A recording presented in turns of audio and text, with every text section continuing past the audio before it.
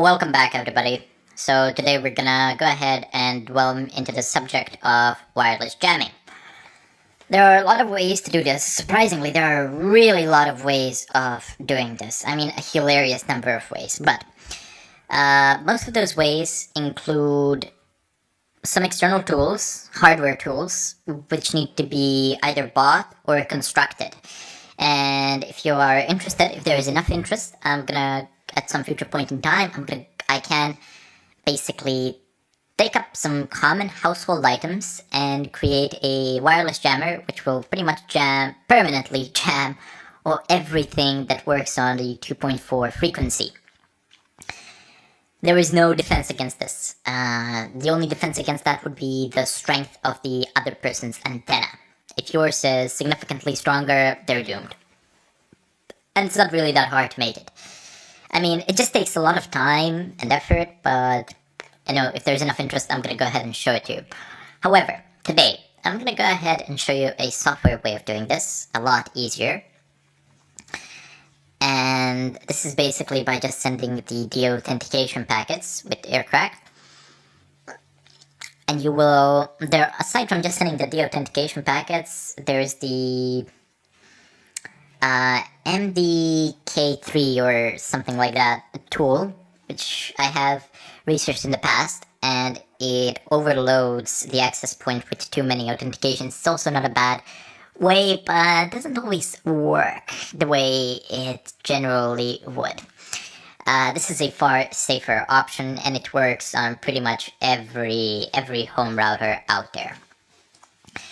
Anyway, to begin with, you will require a compatible wireless interface. So I have config compatible wireless card, so it's not listed here. I have config-a will list all the interfaces, those that are up and down, and this is the one that I'm going to use. This is the one that I'm not going to use. This one that I have selected now is something that I have in my machine that is a built-in wireless device, which is completely unfit for the purpose. First of all, due to the drivers, and second of all, due to the incompatibility of the chipset with Aircrack, complete incompatibility.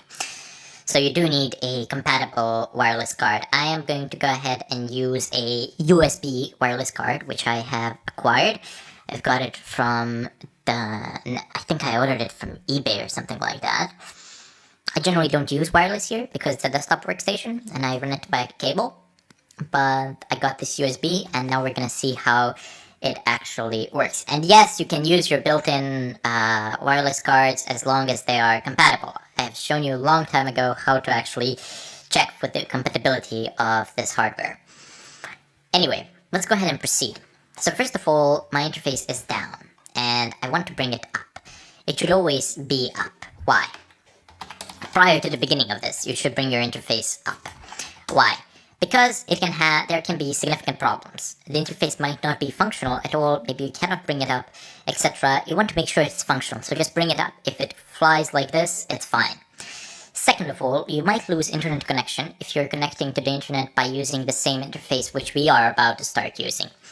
The wireless interface. If you have a wired connection and you're doing this over your wireless interface, you should be fine, you shouldn't lose connection. But if you're doing everything, but if you have the connection and if you wish to jam, etc. over this one interface with this one network card, this is going to be a problem. So I don't think that you'll be able to do that.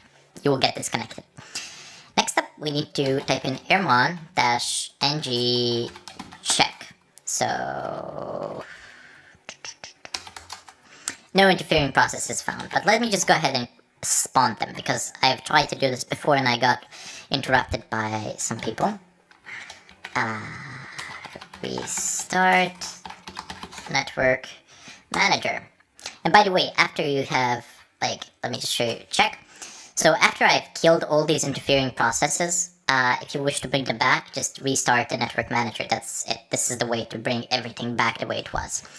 So the first thing that I need to kill is the network manager. So PID 14586. And you can also run this kill all, but this doesn't always work. Okay, so it worked in this case because I killed the network manager first. But if I didn't kill the network manager first, this would be a problem because these processes wouldn't actually disappear. They would be killed, but network manager would respawn them, which can be very problematic.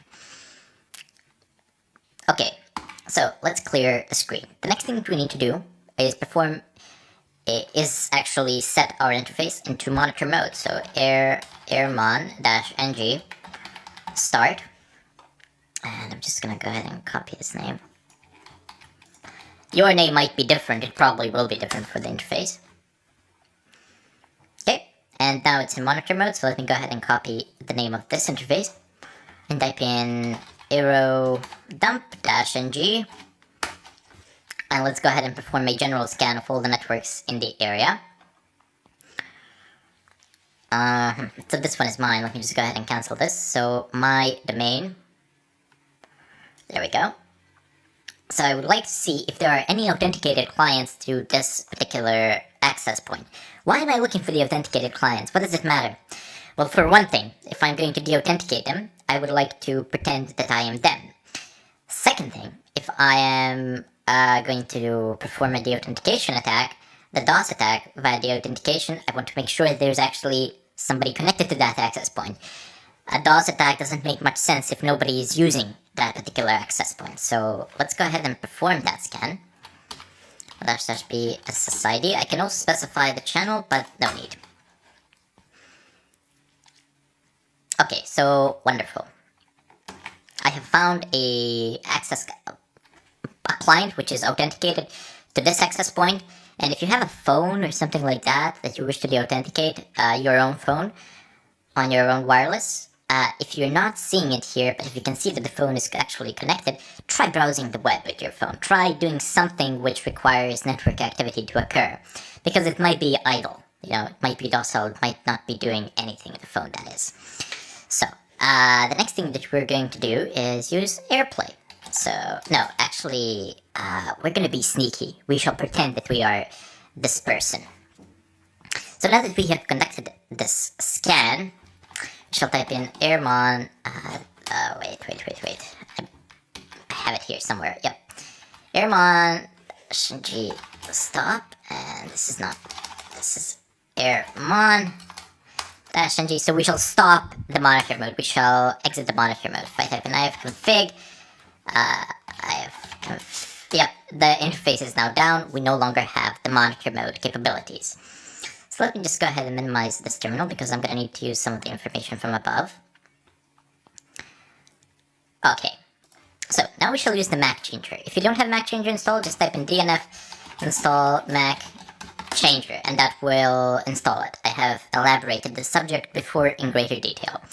And now we shall type in, the interface actually needs to be down, so ifconfig, make sure that it is not listed here. If it is listed here, name of the interface, and then just type in down. So just type in the name of the interface and then type in down, and that's gonna bring it down. And then type in Mac Changer, and we're gonna type in M to give a very specific MAC address to ourselves, and this will be the MAC address of the device which we are trying to de-authenticate. So we're gonna type that in, and God, it's not here. Okay, oops, that cannot be there. I'm gonna do ifconfig-a to get the name of the interface, which I would like to use, and press enter. And that's gonna give my interface a new MAC address, which is basically from this manufacturer now.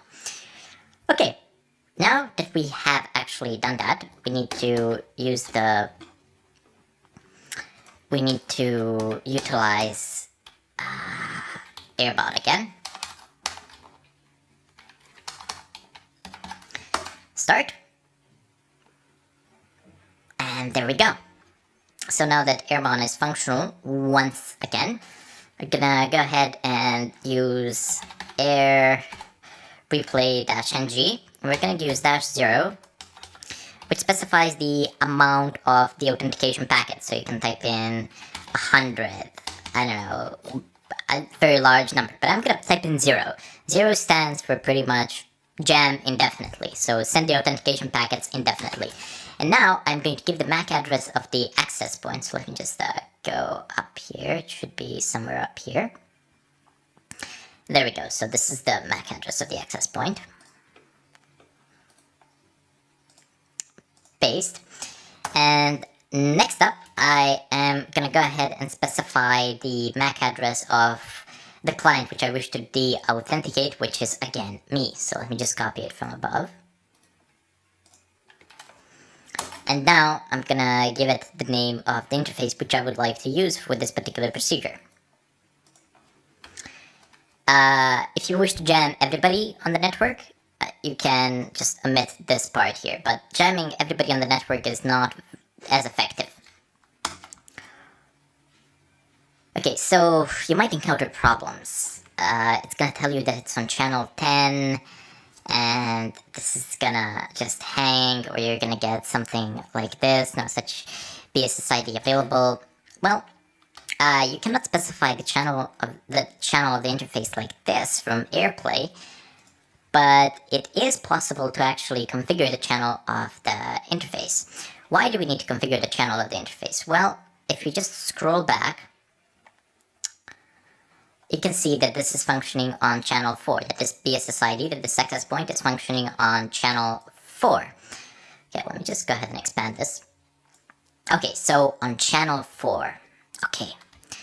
Let me go ahead and type in IW config space name of my interface.